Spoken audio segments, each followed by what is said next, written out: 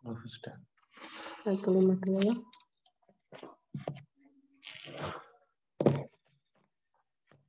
Assalamualaikum warahmatullahi wabarakatuh. Waalaikumsalam warahmatullahi wabarakatuh. Ya, terima kasih. Anak-anak semua, silahkan untuk disiapkan. Sekarang untuk pembelajaran jam kedua PPKN. Ini masih banyak anak-anak yang belum bisa ikut Zoom. Ya, semoga yang akan datang besok bisa mengikuti semuanya. Anak-anak semua, sebelum kita nanti ke materi yang baru, yang kemarin untuk materi bab 4 sudah selesai dan sudah diakhiri dengan ulangan. Nah, anak-anakku semua yang belum ikut ulangan, yang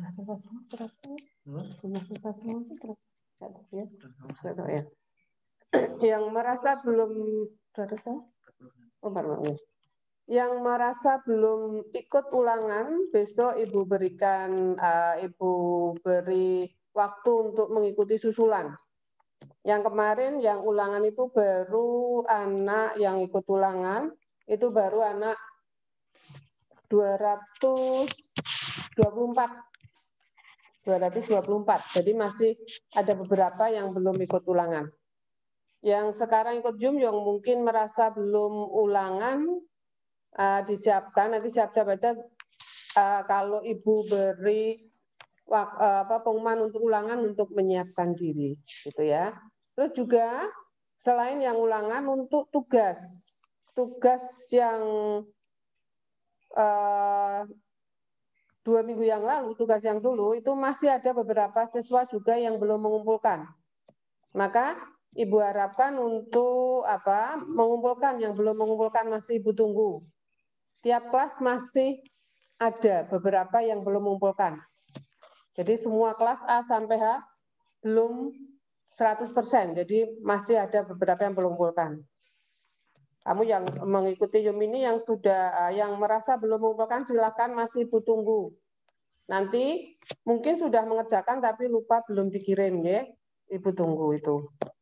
Jadi sekali lagi yang belum mengumpulkan tugas untuk dikumpulkan, dan juga yang ulangan yang belum untuk mengikuti ulangan.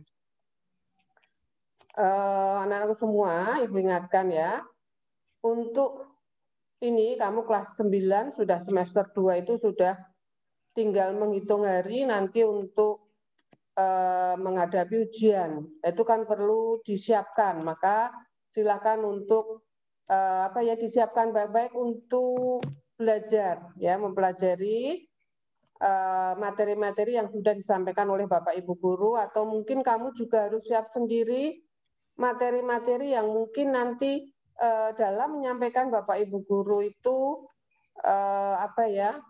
cepat, atau mungkin kamu masih kurang jelas, itulah berarti kan harus dipersiapkan, dipelajari lagi, dan kamu bisa tanya pada Bapak Ibu guru, sehingga nanti pada waktu menghadapi soal-soal ujian kamu bisa mengerjakan dan dapat mendapatkan nilai yang memuaskan.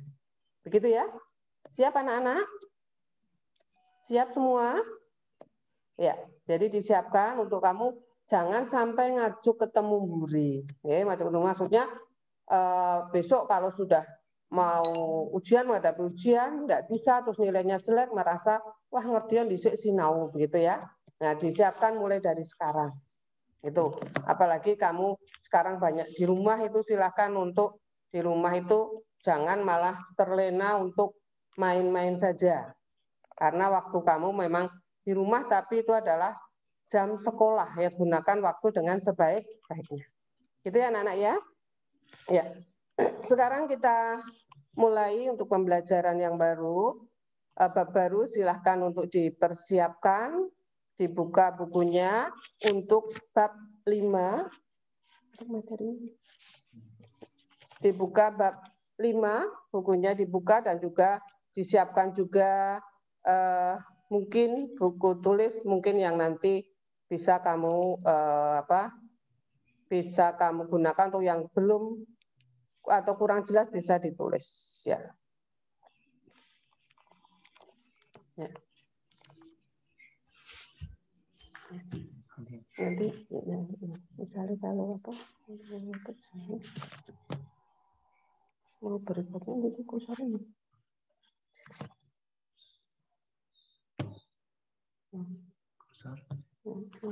putih soalnya. Boleh tuh. Itu nanti berarti kalau mau naik mana? Oh, next aja. Itu misalnya letak naik sendiri enggak?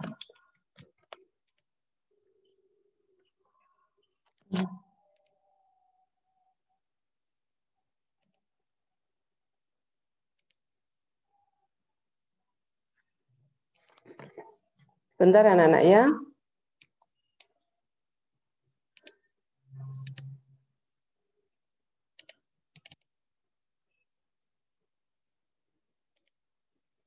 Itu saja nanti gitu ya. Nanti itu bawahnya gitu ya. Saya tinggal klik ini. Gitu ya. Kayak seperti kamu.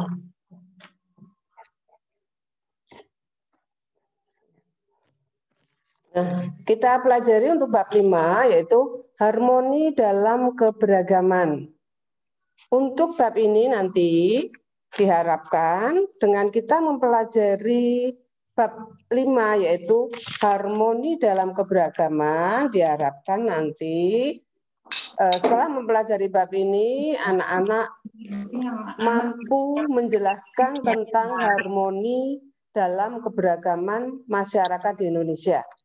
Itu tujuan pembelajaran nanti yang diharapkan ya.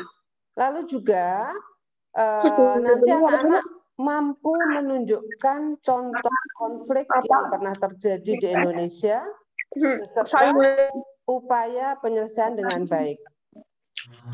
Halo, udah siap semua belum anak-anak? Masih ada suara yang bicara sendiri atau bobean itu ya?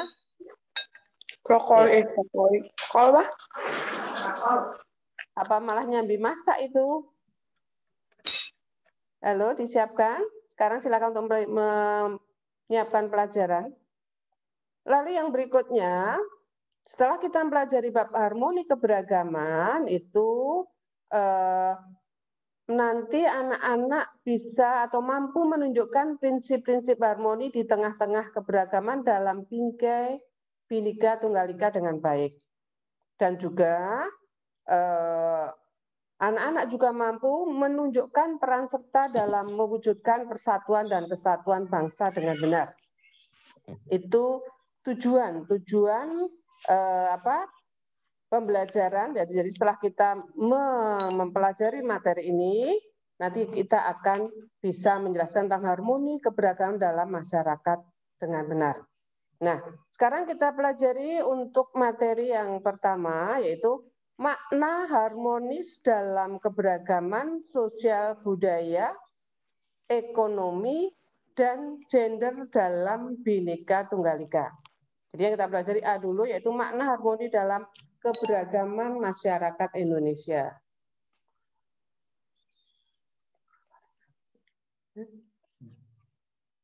Ya.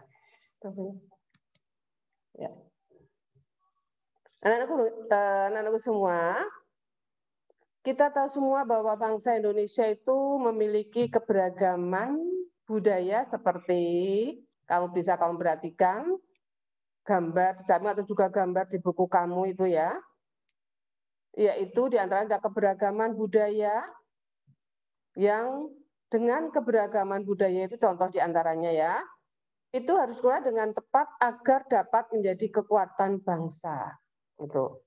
Lah bagaimana caranya? Ya, caranya nanti dengan keberagaman yang dimiliki Indonesia itu agar bisa menjadi kekuatan bangsa. Ya, nanti kita pelajari bersama-sama.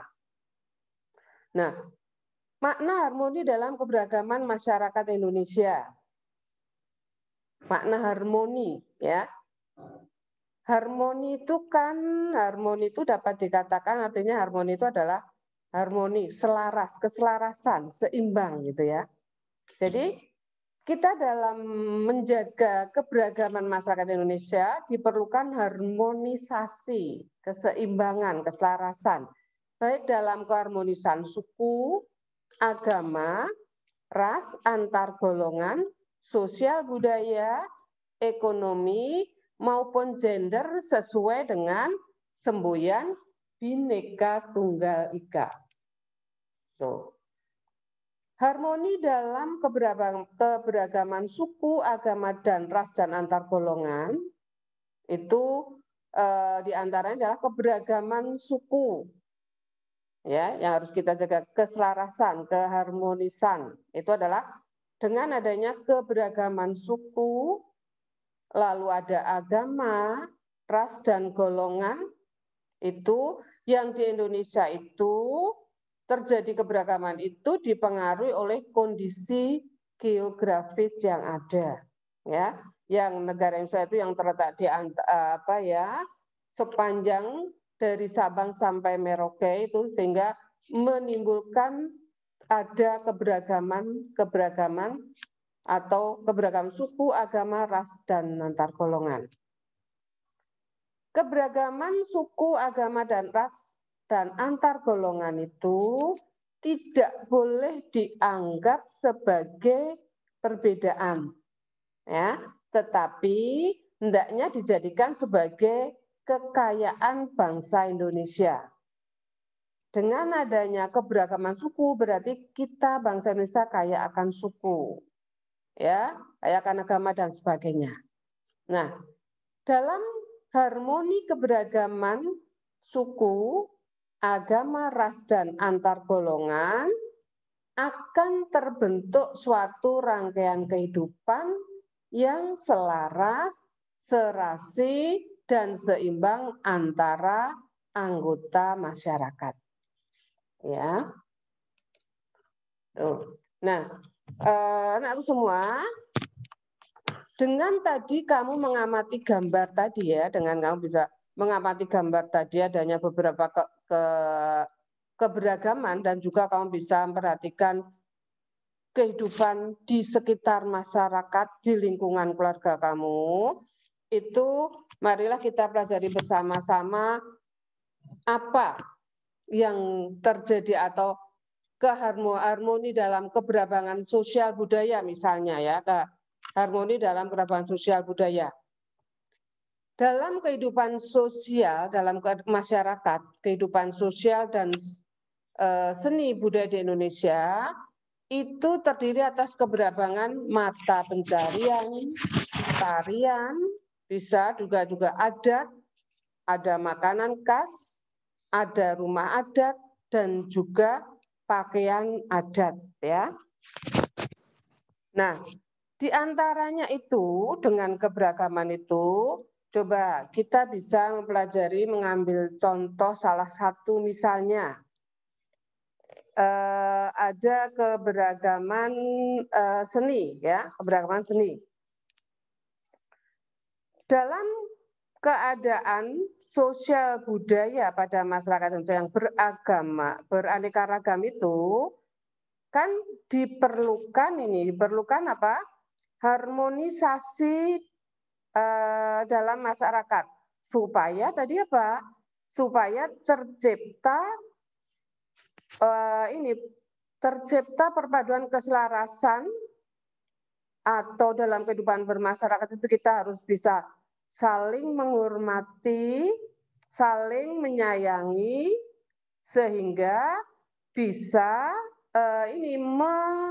menyelaraskan atau juga bisa menyinergikan, ya, menyinergikan atau juga melaraskan, yang mudah, ya, dari segala perbedaan secara ikhlas dan alamiah di lingkungan sosial budaya.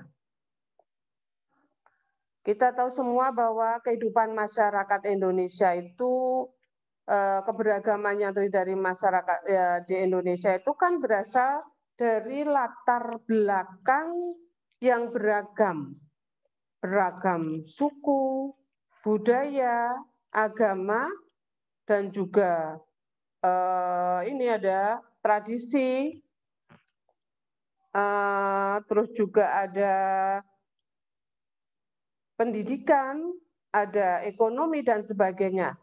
Yang itu semua itu adalah apa ya? Merupakan kodrat yang harus diterima oleh bangsa Indonesia. Karena tadi kita dengan letak geografis tadi yang bahwa di negara Indonesia dari Sabang sampai Merauke sehingga menimbulkan keberagaman tadi dalam kehidupan sosial budaya.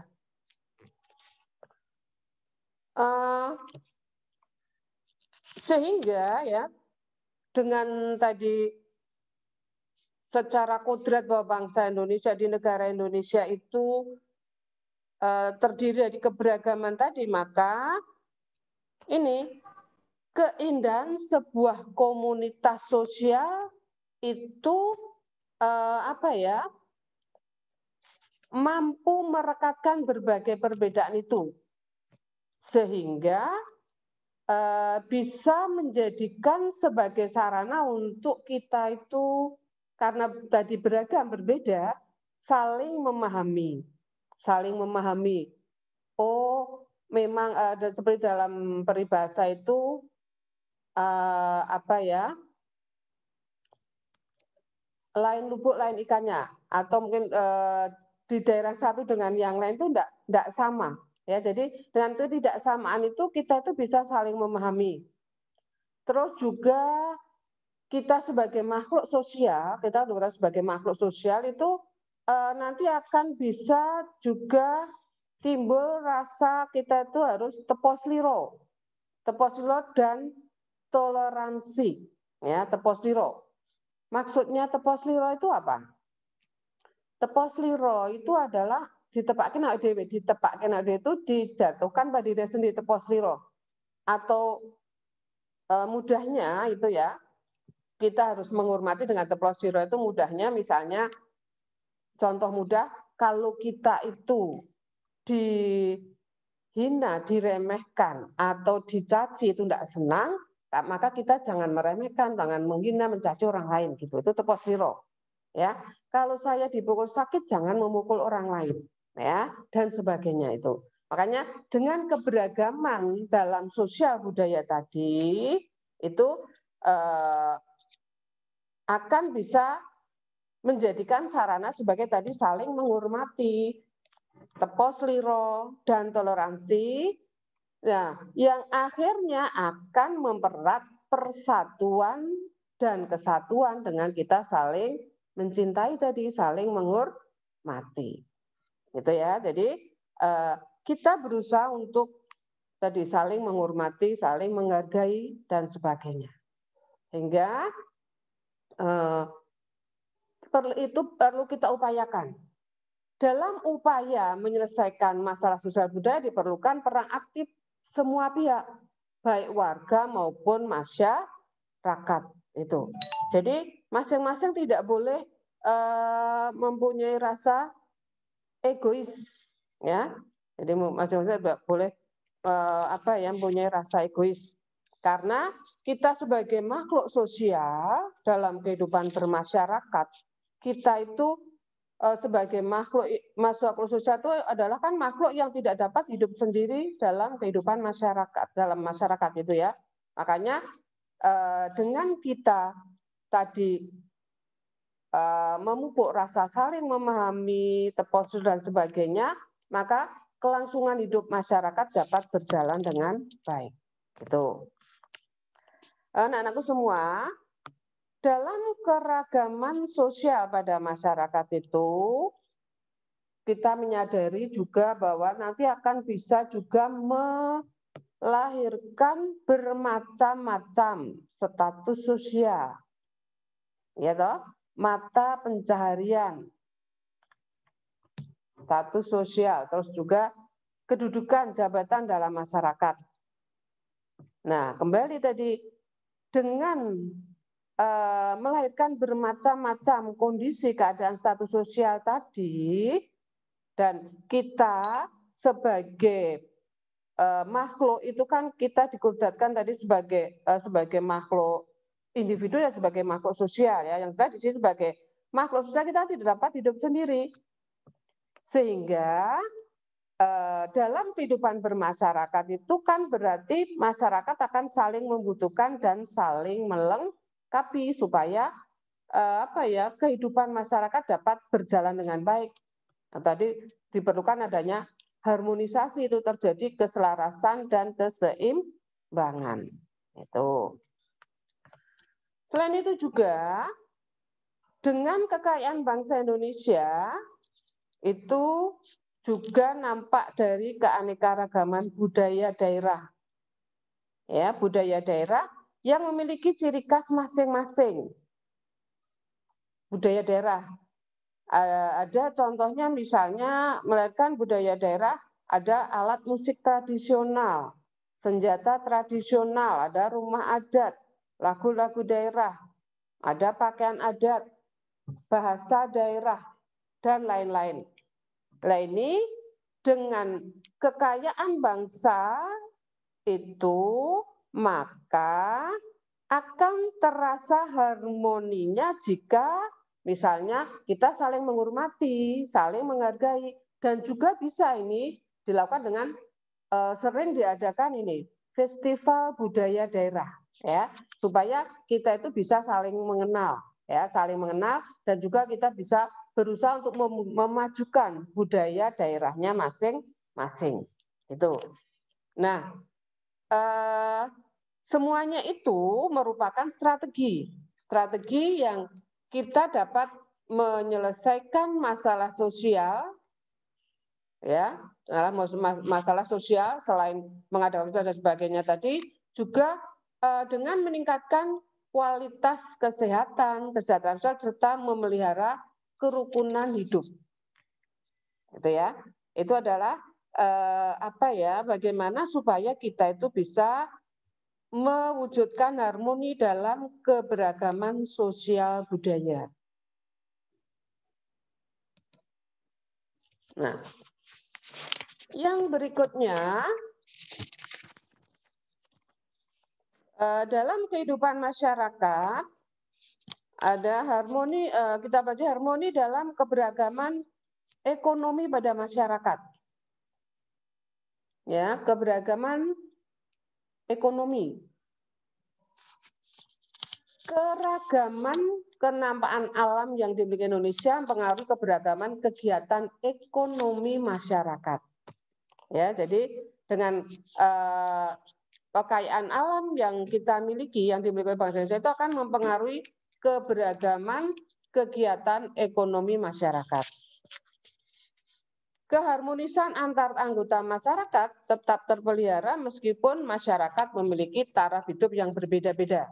Jadi bagaimana caranya nanti dengan keberagaman kegiatan ekonomi, keharmonisan antar anggota masyarakat tetap terpelihara meskipun masyarakat memiliki taraf hidup yang berbeda-beda.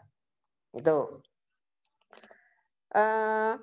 Dalam kegiatan ekonomi, ya, dalam kegiatan ekonomi, coba kita perhatikan untuk memenuhi kebutuhan ekonomi dalam kehidupan masyarakat, ya, misalnya di dalam masyarakat untuk memenuhi barang-barang kebutuhan itu kita kan bisa, kalau tidak bisa memenuhi sendiri, kita harus membeli, ya, kita harus membeli.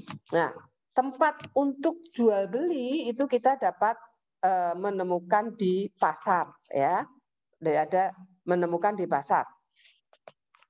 Itu. Barang-barang yang diperdagangkan itu juga ada terjadi keberagaman. Barang-barang yang diperdagangkan itu di pasar bermacam-macam, ada beragam. Dan juga diproduksi oleh perusahaan yang berbeda-beda.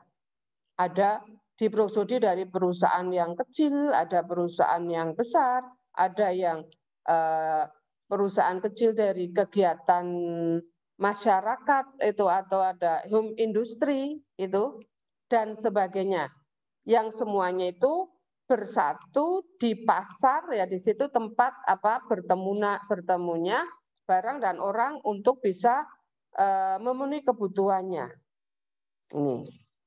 Nah, dengan kondisi perekonomian yang beraneka ragam sesuai dengan tingkat penghasilan dan juga pekerjaan, jabatan maupun latar belakang pendidikan, itu sehingga taraf hidup masyarakat pun berbeda-beda. Ya, tidak kaya semua, tapi ya ada yang kaya, ada yang miskin sesuai dengan taraf hidupnya, sesuai dengan mereka itu penghasilannya, sehingga bisa mendapatkan untuk kebutuhan ekonomi dengan mudah atau sesuai dengan penghasilannya. Berarti ada yang berkecukupan, ada yang kurang mampu, itu. Tapi dengan ada keberagaman tersebut, maka juga perlu sekali adanya keharmonisan antara anggota masyarakat yang berbeda itu yang harus kita pelihara tadi. Jadi dengan keadaan masyarakat yang mengalami kemiskinan serta tidak mampu memenuhi kebutuhan hidupnya itu, baik memenuhi kebutuhan hidup untuk makan, bahkan ada yang mungkin hanya makan saja, tidak bisa untuk punya tempat tinggal, terus tidak bisa untuk menyekolahkan anaknya sampai ke jenjang pendidikan yang tinggi, itu. Nah, dengan itu juga mempengaruhi pola kehidupan untuk mereka itu memenuhi kebutuhannya, baik itu kebutuhan pokok maupun kebutuhan yang lain.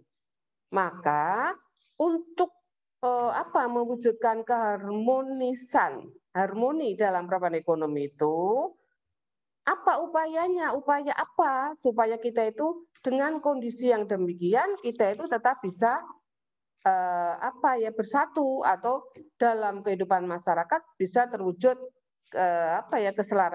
keserasian, keseimbangan dalam hidup bermasyarakat. Nah, upayanya apa? Upayanya diantaranya adalah bahwa kita dalam kehidupan bermasyarakat itu perlu dikembangkan tadi saling membantu.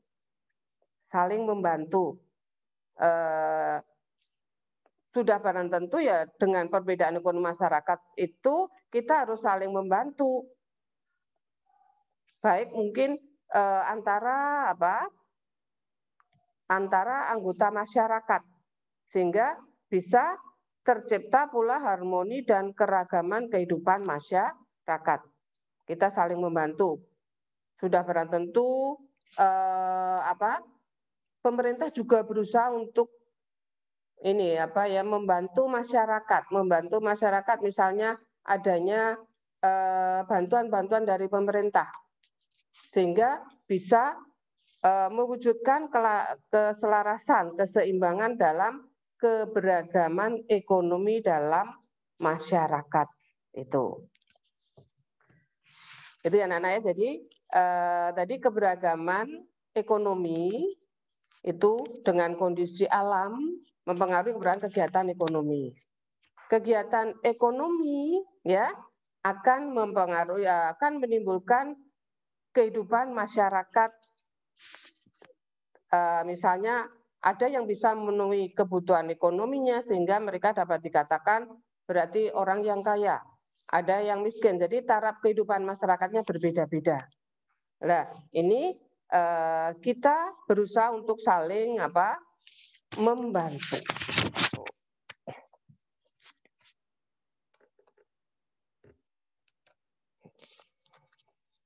Nah, berikutnya untuk harmoni dalam keberagaman gender ya, teman gender. Dalam keberagaman gender, harmoni dalam keberagaman gender dalam masyarakat. Kesadaran gender berarti meletakkan kedudukan, fungsi dan peran antara laki-laki dan perempuan dalam masyarakat secara sejajar. Dalam masyarakat, baik laki-laki maupun perempuan dapat mengambil peran yang berguna bagi manusia dan lainnya. Itu. Kamu perhatikan coba dalam kehidupan bermasyarakat, atau kalau kamu menyimak dalam buku itu, kamu perhatikan gambar di dalam buku itu. Di situ ada para pejuang, ya, yang menunjukkan bahwa ada para pejuang di situ adalah tidak laki-laki semua, tapi ada perempuan. Menunjukkan bukti kesetaraan gender dalam perjuangan kemerdekaan. Jadi sudah sejak zaman dahulu pada masa perjuangan kemerdekaan Indonesia. Jadi walaupun kodrat mereka sebagai perempuan itu, kodratnya katanya kalau orang tua kita mengatakan nek wong wadon ki muning mburi gitu ya, di belakang kodratnya ya. Tapi sudah sejak dulu bahwa mereka itu semangat perjuangannya untuk mencapai kemerdekaan bangsa Indonesia sangat tinggi. Ya, sangat tinggi. Di antara gambar itu misalnya yang bisa kamu lihat para pejuang di situ adalah R.A. Kartini ya, R.A. Kartini. Yang Raden Ajeng Kartini itu adalah seorang wanita yang mereka itu memperjuangkan emansipasi wanita. Wanita. Ya.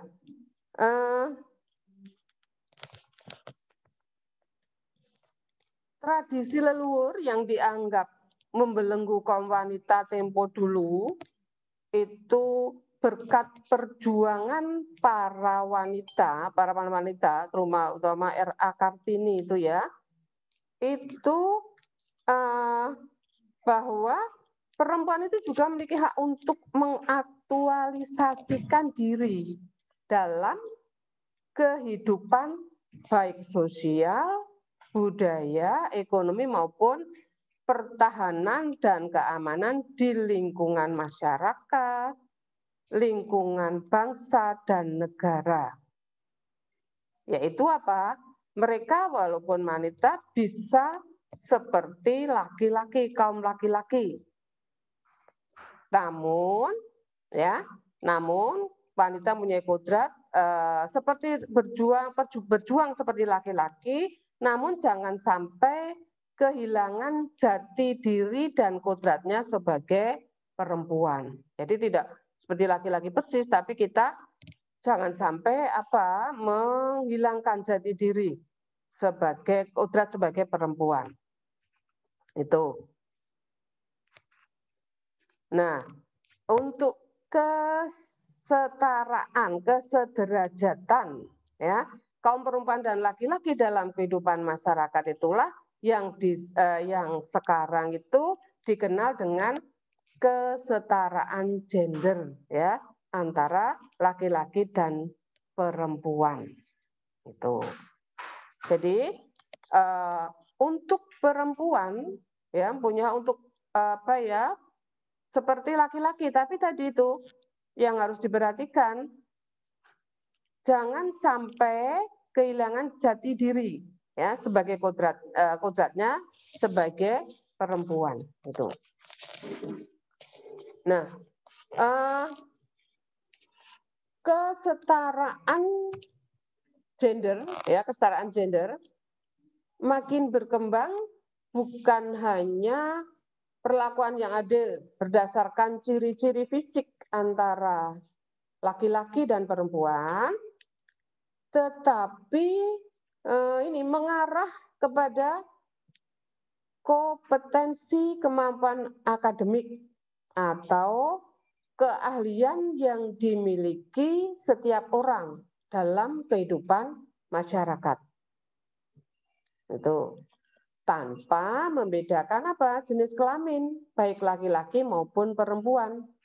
Itu dengan kesetaraan gender tadi bahwa antara laki-laki dan perempuan memperoleh kesempatan yang sama untuk berperan serta dalam berbagai kehidupan.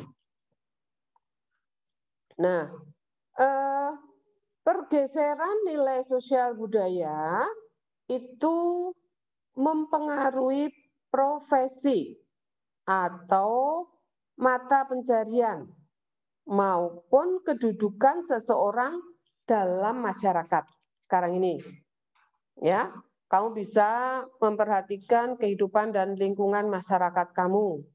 Sekarang ini sudah banyak kaum perempuan yang menduduki jabatan penting di instansi-instansi pemerintahan maupun swasta. Ya. Misalnya sebagai contoh ya bahwa bangsa Indonesia itu pernah dipimpin ya presidennya itu adalah seorang wanita. Itu. Dan juga sekarang juga banyak menteri-menteri wanita.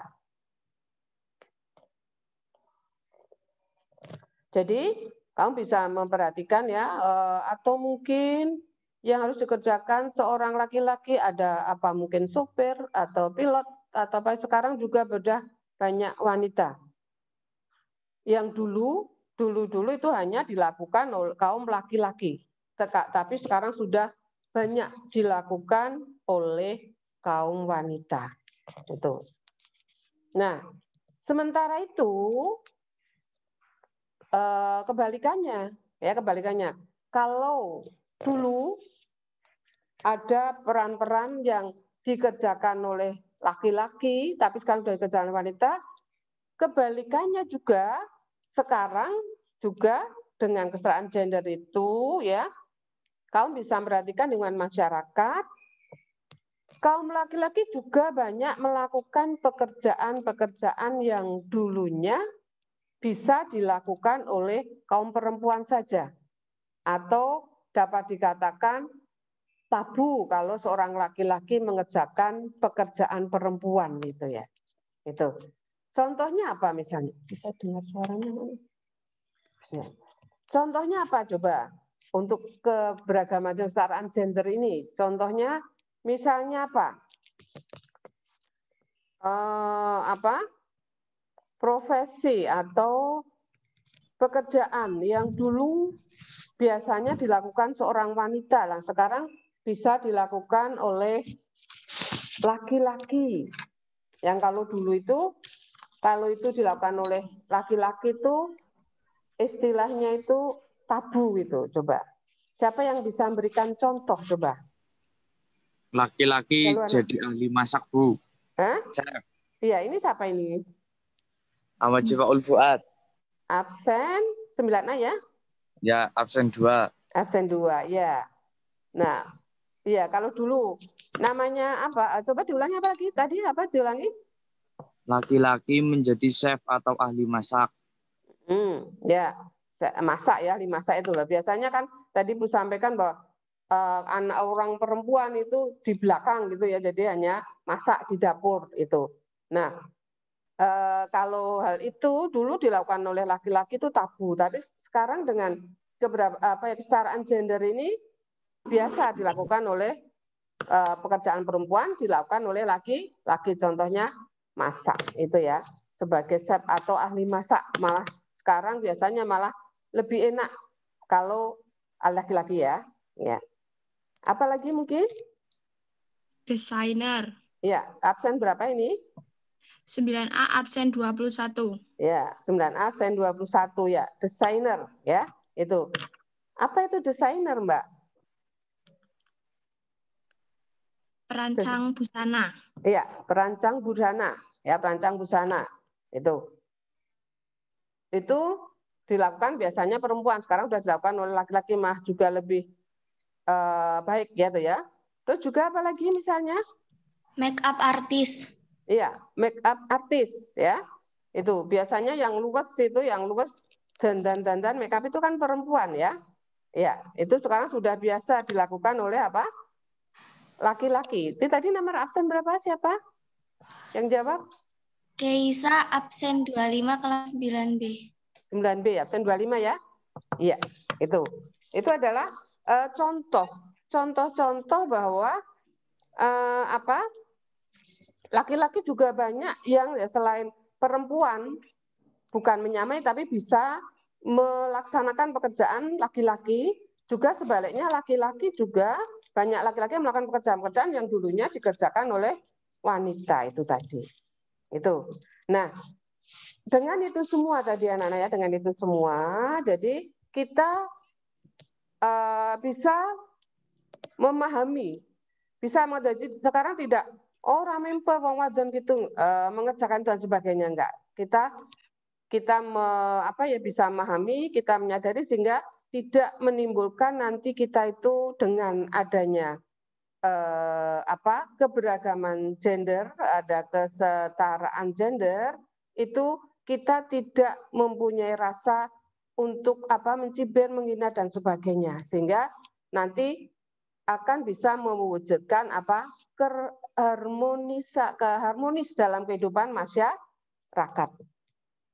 Dengan demikian, apapun profesi, ya, kedudukan atau jabatan di dalam masyarakat, itu baik laki-laki maupun perempuan, itu kita tahu semua bahwa memiliki kesempatan yang sama untuk berperan serta dalam kehidupan sosial, ekonomi, politik, pertahanan, dan keamanan sesuai dengan kemampuan masing-masing.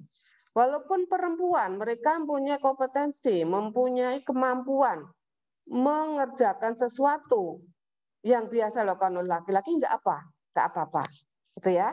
Nah, itu anak-anak yang kita pelajari tadi adalah makna harmoni dalam keberagaman sosial budaya, ekonomi, gender, dan dalam kita bingkai dalam Bhinneka Tunggal Ika yang pada dasarnya adalah meskipun berbeda-beda tapi tetap satu jua. Itu kamu pelajari lagi nanti, dan kalau kamu ada beberapa hal yang belum jelas atau kurang jelas, bisa kamu bertanya dengan Ibu, bisa lewat WA. Dan juga untuk yang akan datang, masih kita melanjutkan untuk bab ini. Besok kita pelajari yaitu permasalahan dan akibat yang muncul dalam keberagaman masyarakat Indonesia. Ya, untuk yang harmoni keberagaman tadi, baik ada suku, agama, ras, dan juga perancis dan sebagainya, dipelajari baik-baik di rumah. Ya, Ibu akhiri, kurang lebihnya mohon maaf. Ibu akhiri, assalamualaikum warahmatullahi wabarakatuh. Masih 50 jadi 40. Enggak, 40. 50 tadi kuirin ya. Iya. Oke.